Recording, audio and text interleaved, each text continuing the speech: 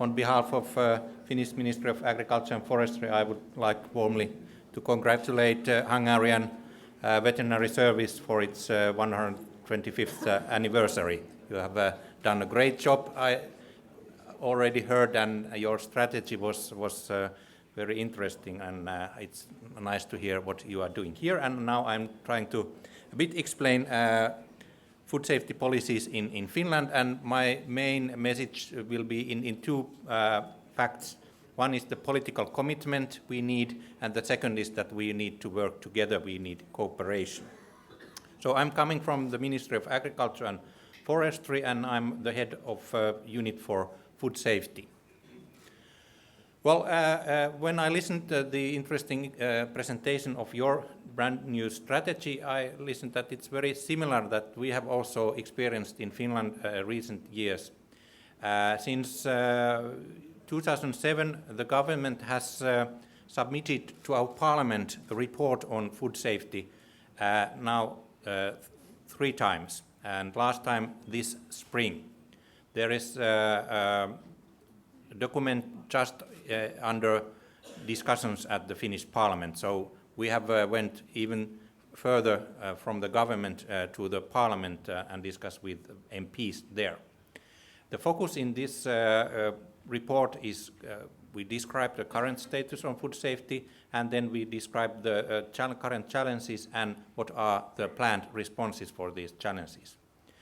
It has been discussed 2 times at the plenary session, and several subcommittees, in particular the Committee on Agriculture and Forestry, is making a final report on this document, and then it will be returned to the government, and we start a implementation policy. The main focus in our this year's report was, and this was nice to listen that very similar than what you have ended with, is globalization and the diversification in the food chain. So it's not anymore a one tube, it's a mesh or network. The third element we have there very strongly is nutrition, because we feel that albeit nutrition is an individual decision in many cases, but there is a lot of common things, starting with the fact that if we increase, which is good for nutrition, we increase the in diet we increase vegetables and fruits, but there we will have these new risks, as was described by my Danish colleague. And of course, nutrition, there are the most serious human health threats also by overweight and etc. So we cannot forget nutrition in food safety policy as well. And then we have a special committee working under the ministry called Advisory Committee on Food Legislation and Control, and it will be then it will be responsible for the implementation of this report.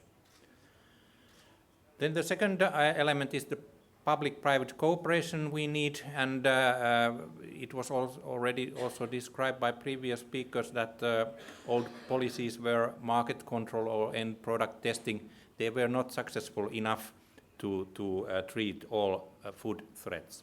And we got new EU legislation in some 10 years ago, which also said that the operators should take the responsibility. And official controls are there only to follow that operators they fulfill their duties. And we have experienced this public-private cooperation already for years, and I will shortly explain 3 different examples. One, Finnish salmonella control program is founded by private sector, but it's based mainly on legislation. Finnish Dairy Hygiene Association is a real public-private initiative. The members of this association are both administration and private companies, and then the Association for Animal Disease Prevention, which takes care of national animal health care. It's totally a private sector initiative where administration only takes part as a listener, but we don't have any exact say in that organization.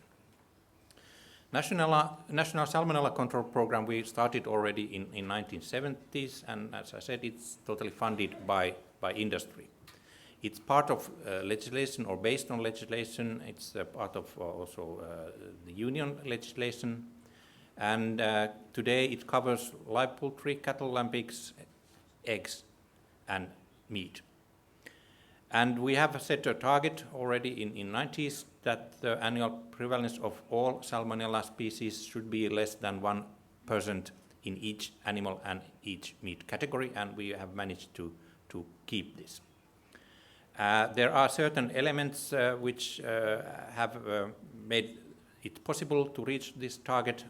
One is that we have strict rules, for example, for analysis, that they have to be performed at approved laboratories, and that all results from laboratories should be sent to our central authority, EVIRA, each month. Control of feed is a necessary element here, as was already told by Danish colleague, and that we act always when salmonella is detected. Something is done to prevent its spread along the food chain. And just to show that how we have managed to do this, I'll show the results of salmonella controls in poultry production, and to emphasize that it's not only it's necessary to take samples at different stages at the food chain to get a real picture of the question. On pigs, and of course worth of noting is the scale in the y-axis, that we are quite low in our prevalence, and also in beef production.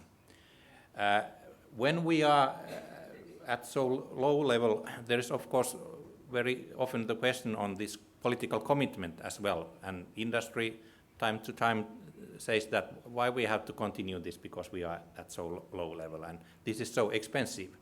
But the message is that we have to test, we have to continue testing even though that we are in the low level, because one day it might emerge something, there might come something, for example, from feed, and we need to react very fast that the situation would not go worse.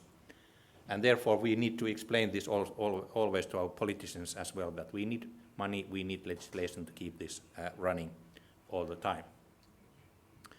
Then the Finnish Association for Milk Hygiene, it stems from 1960s, at the time when pasteurization was made obligatory for consumer milk, and milk hygiene strategy was developed in Finland. The members of this association, as I told, are both public sector, municipalities, and then private sector, dairy plants, dairy groups, Association of Milk Producers, and also veterinary profession is involved here, Association of Veterinary Hygienists. And their work is most in the sector which was emphasized by your strategy, it's the information. So they collect information on milk quality statistics, and this sounds quite simple, but even in Finland we have two major dairy groups, and they are not very voluntary to release information from their farmers, from their company to each other. But this association is a neutral body, and it can collect this information and publish it. That makes it very important. And of course then in the sector of milk hygiene there is a continuous need of training activities and other things like surveys. And one element where they have been very active is the voluntary quality criteria for milk, in raw milk in Finland. There are 3 categories, E, 1 and 2, and there is a large difference in the price of milk the farmer gets. If milk goes from level E to level 2, there is a difference of almost 30 cents per liter of milk provided to the farmer. So it's very strong incentive, this pricing system here. And it had worked very nicely, so you can see it from this figure. So the percentage of this highest quality level milk has increased all the time, and now almost 96% of farms are producing this E-level milk, and we can state that in Finland we produce the best milk in the whole EU, but not in the whole Europe, I must say, because Norway is producing even better milk. But we are close to Norway. And similar statistics can be, there's a lot of statistics on milk produced by this association. This tells you about the other health factor, cell count figures, and how they have also went down during recent years. And of course, this kind of information is very important for also for policy making. If there would emerge something, then we know that we have to react. But now the situation is quite good, and we need not to react in milk sector.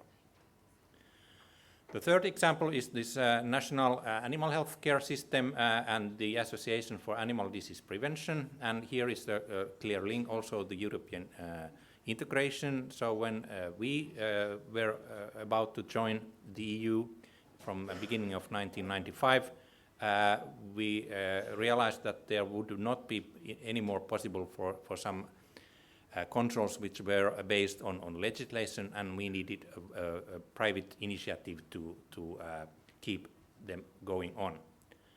And then we gathered major business people together and asked, what could you do for this thing? And then they decided to found this association, which is focused on the preventive actions in animal production.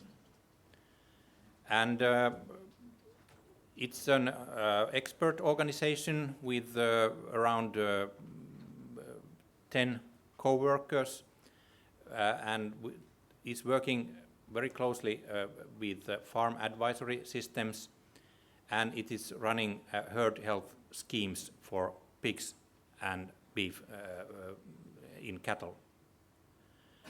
And it gives a lot of information and educates, trains veterinarians and farmers. One important factor is the feed control. So after joining the EU, it was not, of course, anymore possible to make systematic controls at border for internal market, but this association keeps a kind of list on importers, and they ask that these importers, they should have their own control system to test salmonella from the feed, and this list is published at the Farmers Magazine every week. So the farmer can then make to know from who he can or should buy feed material. And the other thing is that there is a continuous system to monitor and survey what is happening at the farm level, and the workers at this association, they are veterinarians, and they make visits on farm, and they are checking that all preventive measures are done according to their recommendations. So there are two systems, as I explained. Sikava is for pig production, and Naseva is for cattle. So you would get some additional information from these sources. And if you would have any interest in Finnish control system or legislation in force, there are some English sources available, and also on this milk dairy hygiene association. So thank you very much. This was my short presentation for you, and congratulations.